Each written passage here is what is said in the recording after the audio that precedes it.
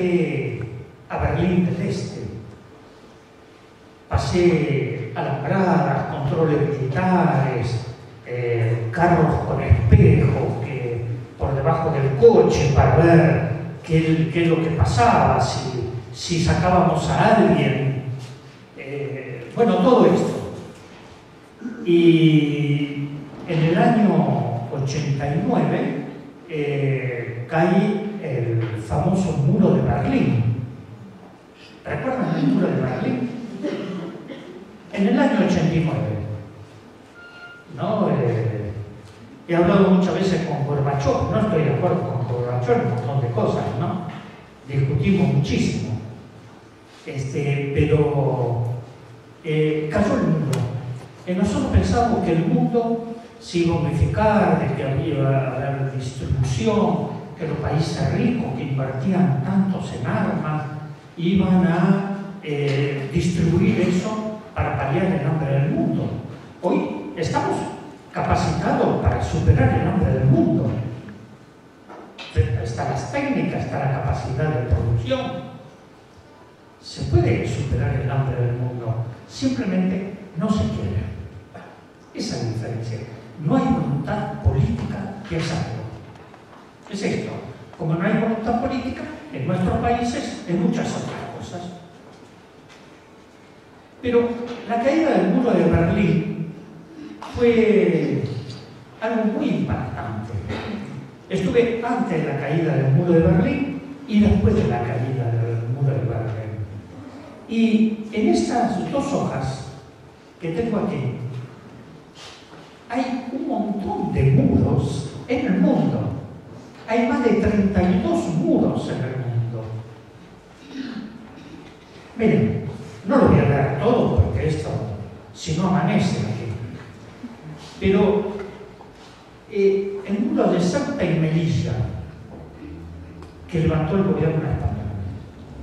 Ustedes saben que hay más de 7.500 kilómetros de muros en distintas partes del mundo. El muro de Estados Unidos y México.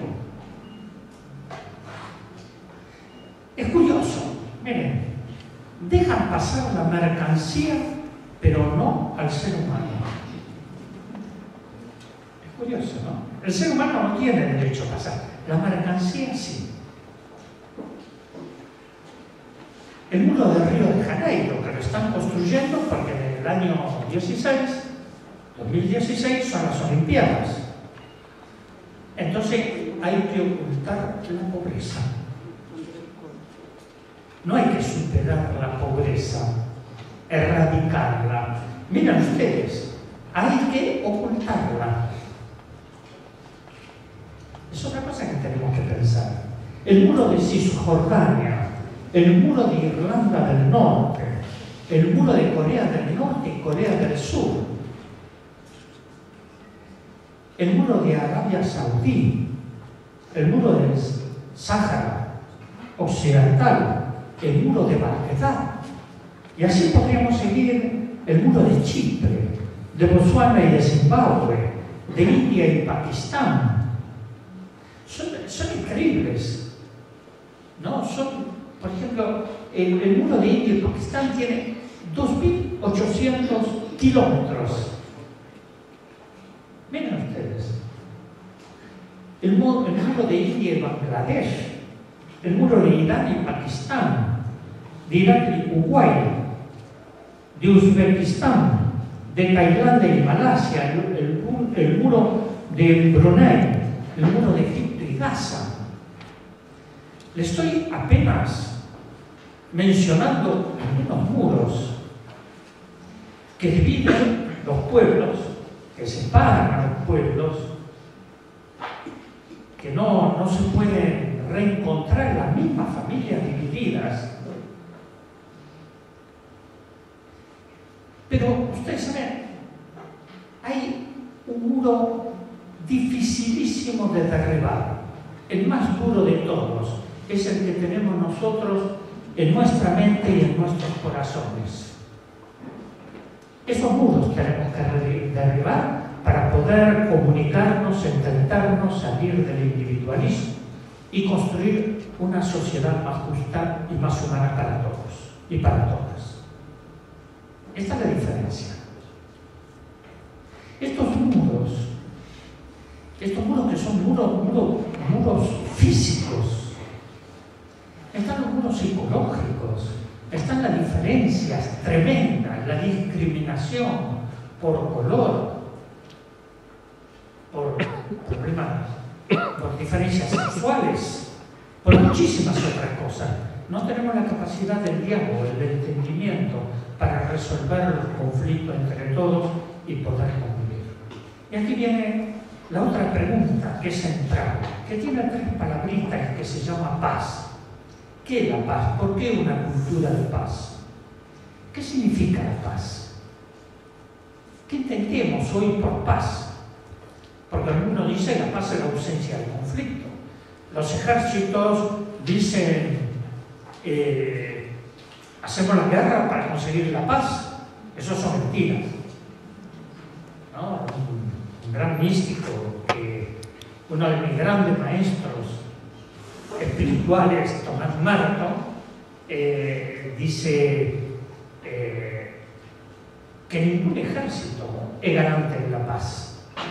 Todos los ejércitos son constituidos para hacer la guerra, son guerreros. Y la paz no es la ausencia del conflicto, si no es la ausencia del conflicto. ¿Qué es la paz? Porque si no tenemos claros los conceptos, no sabemos qué significa la paz. No sabemos cómo lograrla, cómo alcanzarla, cómo construirla. Si nosotros no tenemos la paz en nosotros mismos, nadie puede dar aquello que no tiene. Hoy recordaba en la radio a un poeta francés, Rodolphe Géraud, que trabajó mucho en los leprosarios, en distintas partes de África. Él decía, nadie puede ser feliz a solas. Nosotros, para ser felices, tenemos que compartir. No podemos hacerlo a solas. La paz no es encerrarnos, es compartirla. La diversidad es la gran riqueza de los pueblos, nunca la uniformidad. La gran riqueza del pueblo es la diversidad. Poder entendernos en la diversidad. Cada uno de nosotros somos únicos. Hombres y mujeres somos únicos. Diferentes, pero con los mismos derechos. Tenemos los mismos derechos, como ciudadanos, como ciudadanas, como seres humanos, como personas. Y tenemos que ver si esta sociedad reconoce esto. Si realmente reconoce que todos tenemos los mismos derechos, ahí viene la cultura de paz. La paz, para mí, es una dinámica permanente de las relaciones entre las personas y los pueblos. Es esto, cómo nos relacionamos, cómo convivimos, y no solo el individualismo, somos seres individuales, pero somos seres sociales y comunitarios. El ser humano es fundamentalmente comunitario, pero nos han impuesto una cultura del individualismo. Y tenemos que romper esas cadenas del individualismo para comenzar a reconocernos como parte de una sociedad. Y aquí viene la otra palabra importante, es ser pueblo. ¿Qué es ser pueblo? Este es el otro problema. ¿Qué entendemos por pueblo? Porque estamos juntos. Podemos ser mucha gente reunida, pero no ser pueblo. Simplemente somos gente reunida. Ser pueblo va mucho más allá. Es tener una identidad. Es tener una pertenencia. Es tener nuestras raíces profundas. Nosotros somos parte de la madre naturaleza, nunca los dueños. Pero para ser pueblo necesitamos tener una pertenencia, una identidad. algo que nos identifica como pueblo. Alguien, creo que mi señora, que es muy observadora, la vez pasada me dijo, fíjate una cosa, los argentinos sacan la bandera argentina únicamente cuando hay un campeonato de fútbol. No lo sacan para otra cosa. Entonces, es esta la pertenencia. Pero, ¿qué pasa? Esto de ser pueblo. Porque hay muchas cosas que nosotros, en este sentido de ser pueblo, esta pertenencia, muchas veces la perdemos. Y caemos otra vez en el individualismo. Esto no es casual. Son políticas que se imponen del individualismo. ¿Por qué nosotros las películas que vemos en la televisión, el 98% son norteamericanas? Y observen ustedes que siempre los héroes que salvan a la humanidad son individualistas. Batman, el zorro, ¿no? El otro, como dice, el hombre araña, no sé cuántas cosas más. Yo veo a mi nietito que ahí se disfraza de hombre araña, ¿no? Son todos seres individuales, individualistas totalmente. Con esto no podemos construir una democracia. Y eso es una incidencia que nos va imponiendo el pensamiento único. Y lo que es más grave, nos impone el monocultivo de las mentes. Nos está imponiendo el monocultivo de las mentes, así como son los monocultivos de la soja, pero encima le ponen los agrotóxicos y también nos meten a nosotros en la cabeza los agrotóxicos. Nos intoxican con toda la propaganda vida y por haber. Y yo creo que aquí las universidades, las escuelas, tienen que tener la capacidad de la rebeldía para generar conciencia crítica, valores, ¿no? Otras formas de mirada y de creatividad, porque si no, vamos a seguir siendo sometidos y dominados hasta la esclavitud. Hoy alguien habló también de la trata blanca, de la esclavitud, o de los trabajos de semi-esclavitud. Y tienen razón. Pero sin darnos cuenta, nosotros estamos cayendo también en ese mismo mecanismo de dominación. Y por lo tanto, cuando hablamos del pueblo, tenemos que saber perfectamente cuál es nuestra pertenencia. ¿Qué somos como pueblo? ¿Qué significa ser pueblo? No es una masa, es una conciencia colectiva, es una identidad. Ahí donde nosotros comprendemos el sentido profundo de ser pueblo.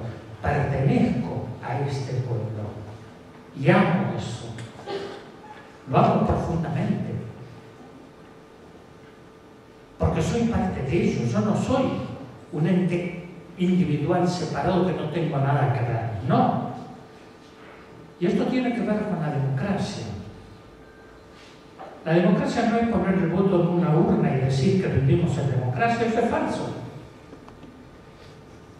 ¿No? Democracia significa el ejercicio del derecho a igualdad para todos. Y esto es una construcción colectiva. No es individual, es colectiva. Nosotros somos responsables de la democracia, de los derechos humanos como valores indivisibles en una sociedad. Si se violan los derechos humanos, la democracia se debilita y dejan de ser democracias. Es otra concepción distinta de cuál es el abordaje que tenemos a los derechos humanos. Y no es para paliar el dolor de los sufrientes. Cuando luchamos